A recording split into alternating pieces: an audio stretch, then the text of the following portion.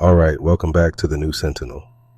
Today we're diving into what I can only call the most meme-fueled 6 months in American governance. I mean, the one big beautiful bill. That name alone, eh? It sounds like something you'd see on a billboard in Lagos, or honestly, a Trump hotel. But it's not just branding.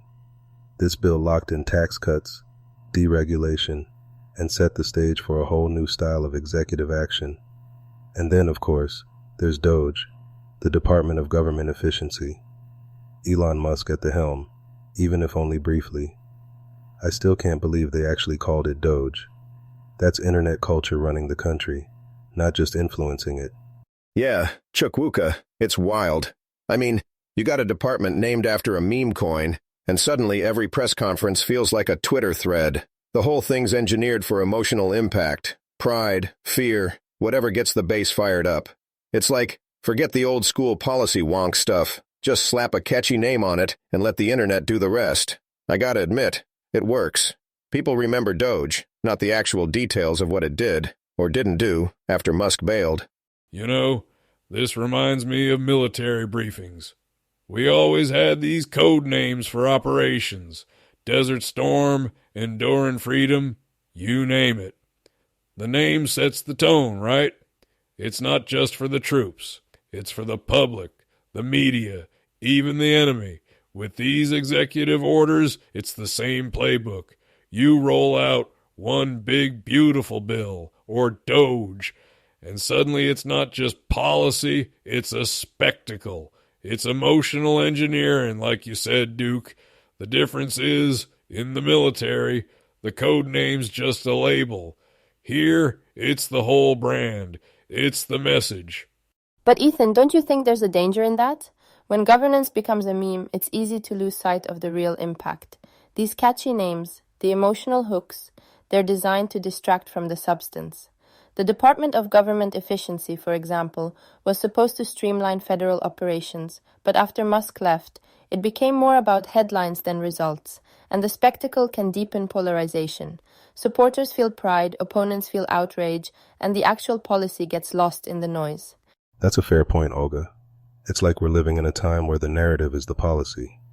The emotional temperature is set by the rollout, not the results. And, as we saw with DOGE, sometimes the meme outlives the mission. But let's not forget, this approach has real consequences, especially when it comes to security and borders. Which brings us to the next big piece of the puzzle. Right, so let's talk about EO 14161, the travel ban expansion. This was rolled out in January, and it hit hard. Record low border crossings, aggressive enforcement, and a whole lot of debate about what it means to be secure. On paper, it's about national security, keeping threats out. But in practice, it's a trade-off. You get the numbers down, but you also get diplomatic backlash and a lot of angry people on both sides of the aisle. Yeah, and you can't ignore the fact that it played well with the base. Folks who want a fortress America, they saw this as a win. But man, the backlash was real. Protests, lawsuits, even some allies overseas weren't too happy. It's like, every time you tighten the screws, you risk breaking something else. But hey, mission accomplished on the numbers, right? But Duke, those numbers have faces. I want to share a story. There's a family I interviewed, originally from Yemen. The father had a valid visa, but after the ban, he was stuck in limbo. His wife and children were separated for months, living in uncertainty. It's not just about security metrics, it's about real people caught in the crossfire. And the legal challenges, those are ongoing. The administration frames it as protecting America, but the human cost is enormous. We can't lose sight of that. Olga, you always bring it back to the human side, and that's important. But I'll say this. Every administration faces tough choices. Aggressive enforcement gets results, but it also creates new problems. And as we discussed in our episode on the $1 trillion defense surge, these security moves are always tied to bigger debates about what kind of country we want to be. The polarization, the protests, the legal fights, it's all part of the same story. And it's not just about borders. It's about who gets to set the rules and how far we're willing to go to enforce them. And let's not forget, Every action has a reaction. The diplomatic fallout, the retaliation from other countries. It's a chess game, and sometimes you sacrifice a pawn to protect the king. But you gotta ask, is it worth it? That's the question we keep coming back to, episode after episode. Now let's shift to science and technology, because the last 6 months have been a whirlwind there too.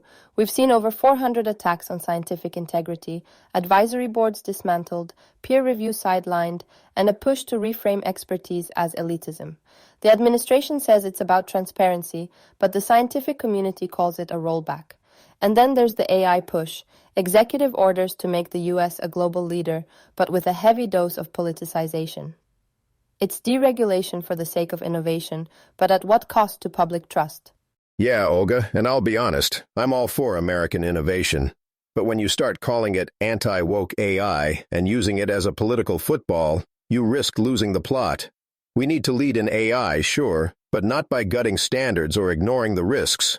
It's like, you want to win the race, but you don't throw out the rule book just because it slows you down. That's how you end up with a mess, at home and on the world stage. You know, this reminds me of my days training new recruits. I'd get these thick technical briefings, full of jargon, acronyms, the whole lot. My job was to break it down, make it simple. That's what we need with AI policy. Right now, the messaging is all over the place. You've got executive orders, press releases, and a lot of noise about woke this and anti-bias that. But the average person just wants to know, is this safe? Is it fair? Are we still in control? If you can't communicate that clearly, you lose trust. And once trust is gone, it's hard to get back. And that's the real risk, isn't it? You deregulate to move fast, but you might break things you can't fix. We saw it with science, we're seeing it with AI. The U.S. wants to lead, but if the public doesn't buy in, or if the world doesn't trust our standards, that leadership doesn't mean much. It's a balancing act, innovation versus credibility. And right now, I'm not sure we've found the sweet spot. Exactly, Ethan.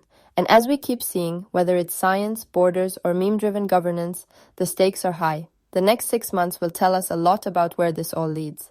But for now, I think we've covered a lot of ground. All right, that's a wrap for today's episode of The New Sentinel.